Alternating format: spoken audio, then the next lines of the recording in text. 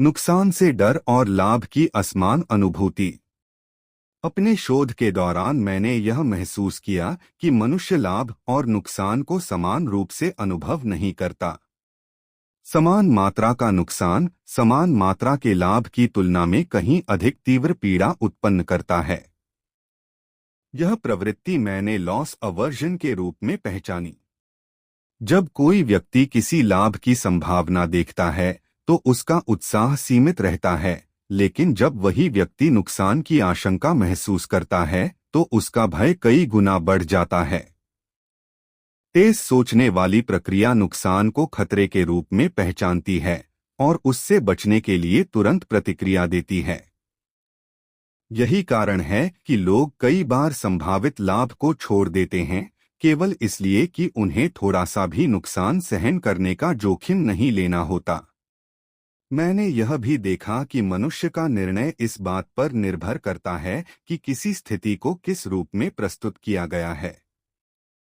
यदि किसी विकल्प को लाभ के रूप में दिखाया जाए तो लोग सुरक्षित और सतर्क निर्णय लेते हैं, लेकिन यदि उसी विकल्प को नुकसान से बचने के रूप में प्रस्तुत किया जाए तो वही लोग अधिक जोखिम उठाने के लिए तैयार हो जाते हैं।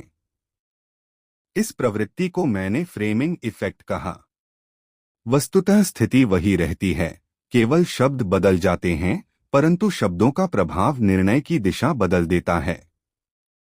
तेज सोच शब्दों के पीछे छिपे अर्थ को नहीं परखती, वह केवल भावनात्मक संकेतों पर प्रतिक्रिया देती है। मेरे लिए यह स्पष्ट हो गया कि यह असमान अनुभूति केवल आर्थिक निर्णयों तक सीमित नहीं है, बल्कि जीवन के लगभग हर क्षेत्र में दिखाई देती है। संबंधों में, करियर में और सामाजिक व्यवहार में भी लोग नुकसान से बचने के लिए कई बार ऐसे निर्णय लेते हैं जो दीर्घकाल में उनके लिए हानिकारक सिद्ध होते हैं। धीमी सोच जो यह समझा सकती थी कि जोखिम और लाभ को संतुलित रूप में देखना आवश्यक है, अक्सर पीछे रह जाती है। इस अध्याय में मैं यह दर्शाता हूं कि नुकसान का भय किस तरह मनुष्य की स्वतंत्र सोच को सीमित कर देता है और कैसे वही भय उसे ऐसे विकल्प चुनने पर मजबूर करता है जो केवल तत्काल सुरक्षा का भ्रम प्रदान करते हैं, वास्तविक समझ नहीं। जोखिम, संभावना और गलत अनुमान। अपने अध्ययन में मैंने यह पाया कि मनुष्य संभावना को गणितीय सत्य के रूप में नहीं, बल्कि मानसिक आभास के रूप में समझता है। तेज सोचने वाली प्रक्रिया किसी घटना की संभावना का आकलन करते समय आंकड़ों पर नहीं, बल्कि इस बात पर निर्भर करती है कि वह घटना कितनी आसानी से मन में आ जाती है। यदि कोई घटना हाल ही में घटी हो या भावनात्मक रूप से तीव्र हो तो मस्तिष्क उसे अधिक संभावित मान लेता है। इस प्रवृत्ति को मैंने अवेलेबिलिटी ह्यूरिस्टिक कहा। इसके कारण दुर्लभ घटनाएं भी सामान्य प्रतीत होने लगती हैं और सामान्य घटनाएं नजरअंदाज हो जाती हैं। व्यक्ति यह मान लेता है कि वह जोखिम को समझ रहा है, जबकि वास्तव में उसकी समझ स्मृति और भावना द्वारा निर्देशित होती है। मैंने यह भी देखा कि लोग अत्यधिक आत्मविश्वास के साथ भविष्य की संभावना का अनुमान लगाते हैं, परंतु अनिश्चितता की वास्तविक सीमा को स्वीकार नहीं करते। वे यह मान लेते हैं कि कुछ घटनाएं निश्चित रूप से होंगी या नहीं होंगी, जबकि वास्तविकता में अधिकांश घटनाएं संभावनाओं के दायरे में ही घटित होती हैं। तेज सोच सटीक उत्तर चाहती है और अस्पष्टता से असहज होती है, इसलिए वह अनिश्चितता को नजरअंदाज कर देती है। धीमी सोच जो यह स्वीकार कर सकती थी कि ज्ञान सीमित है और अनुमान अस्थिर हैं, अक्सर सक्रिय नहीं होती। परिणामस्वरूप मनुष्य जोखिम को या तो बहुत छोटा समझ लेता है या बहुत बड़ा, और दोनों ही स्थितियों में गलत निर्णय लेता है। मेरे लिए यह स्पष्ट हुआ कि संभावना को गलत ढंग से समझना केवल व्यक्तिगत स्तर की समस्या नहीं है, बल्कि सामाजिक और संस्थागत निर्णयों को भी प्रभावित करता है। नीति निर्माण, व्यापार और सुरक्षा से जुड़े निर्णयों में भी लोग जोखिम का मूल्यांकन भावनाओं के आधार पर करते हैं, न कि ठोस आंकड़ों पर। तेज सोच सरल निष्कर्ष देती है और जटिल गणनाओं से बचती है। इस अध्याय में मैं यह दिखाता हूँ कि मनुष्य कैसे संभावना के भ्रम में जीता है और कैसे वही भ्रम उसे यह विश्वास दिलाता है कि उसने भविष्य को समझ लिया है, जबकि वास्तव में वह केवल अपनी सीमित स्मृति और भावनात्मक प्रतिक्रियाओं पर निर्भर होकर अनुमान लगा रहा होता है। अनुभव, विशेषज्ञता और अंतर्ज्ञान। अपने अध्ययन में मैंने यह समझने की कोशिश की कि कब मनुष्य का अंतर्ज्ञान विश्वसनीय होता है और कब वह केवल भ्रम बनकर रह जाता है। तेज सोचने वाली प्रक्रिया को हम अक्सर अनुभव का परिणाम मान लेते हैं, पर हर अनुभव ज्ञान में नहीं बदलता।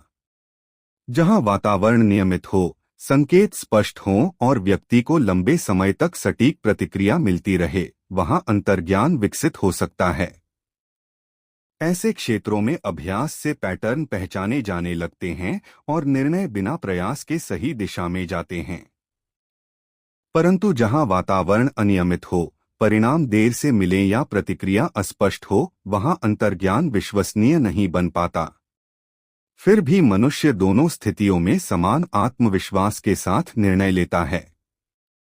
मैंने यह भी देखा कि लोग विशेषज्ञता और आत्मविश्वास को एक ही मान लेते हैं।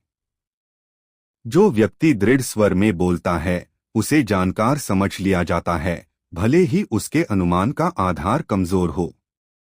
तेज सोच कहानी और निरंतरता को पसंद करती है, उसे संदेह और अस्थिरता असहज लगती है। इसलिए वह उस व्यक्ति पर भरोसा कर लेती है जो स्पष्ट उत्तर देता है, न कि उस पर जो अनिश्चितता स्वीकार करता है। धीमी सोच, जो यह पूछ सकती थी कि यह ज्ञान किस अनुभव से आया है और किन सीमाओं के भीतर मान्य है, अक्सर निष्क्रिय रहती है। इस प्रकार झूठा आत्मविश्वास सच्ची विशेषज्ञता का स्थान ले लेता है। मेरे लिए यह स्पष्ट हुआ कि अंतर्ज्ञान को न तो पूरी तरह नकारा जा सकता है और न ही अंधविश्वास की तरह अपनाया जा सकता है। उसका मूल्य उसके संदर्भ पर निर्भर करता है। जहां सीखने की परिस्थितियां अनुकूल नहीं होती, वहां अंतर्ज्ञान भ्रम पैदा करता है और व्यक्ति को यह विश्वास दिलाता है कि वह सही दिशा में है, जबकि वास्तव में वह केवल अपनी आदतों और पूर्वधारणाओं का अनुसरण कर रहा होता है। इस अध्याय में मैं यह दिखाता हूं कि अनुभव कब ज्ञान बनता है और कब केवल आत्मविश्वास का आवरण पहन लेता है, और कैसे मनुष्य इस अंतर को समझे बिना अपने निर्णयों पर भरोसा करता रहता है। निर्णय लेने की सीमाएं और निष्कर्ष। इस पुस्तक के अंत में मैं इस निष्कर्ष पर पहुंचता हूं कि मनुष्य की सोच जितनी प्रभावशाली है, उतनी ही सीमित भी है। तेज और धीमी सोच की यह साझेदारी हमें जीवन में आगे बढ़ने में सहायता करती है, पर साथ ही अनदेखी गलतियों का कारण भी बनती है। तेज सोच हमें तुरंत निर्णय लेने की क्षमता देती है, लेकिन वही प्रक्रिया पूर्वाग्रह, भ्रम और अतिआत्मविश्वास भी पैदा करती है। धीमी सोच इन त्रुटियों को सुधार सकती थी, पर वह संसाधन मांगती है और हमेशा उपलब्ध नहीं रहती।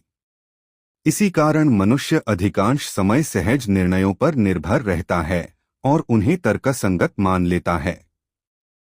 मैं यह नहीं कहता कि इन सीमाओं से पूरी तरह मुक्त हुआ जा सकता है। मेरी दृष्टि में जागरूकता ही पहला और सबसे महत्वपूर्ण कदम है। जब व्यक्ति यह समझने लगता है कि उसकी सोच स्वतःस्फूर्त नहीं, बल्कि कई छिपी हुई प्रक्रियाओं द्वारा संचालित है, तब वह अपने निर्णयों को लेकर अधिक सतर्क हो सकता है। धीमी सोच को हर स्थिति में सक्रिय करना संभव नहीं, पर महत्वपूर्ण निर्णयों में उसका सहारा लेना आवश्यक है।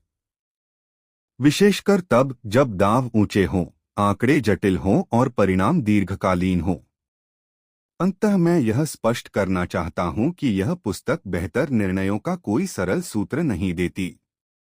इसका उद्देश्य केवल यह दिखाना है कि मनुष्य कैसे सोचता है, कहां चूक करता है और क्यों अपने ही निष्कर्षों पर अत्यधिक भरोसा कर लेता है।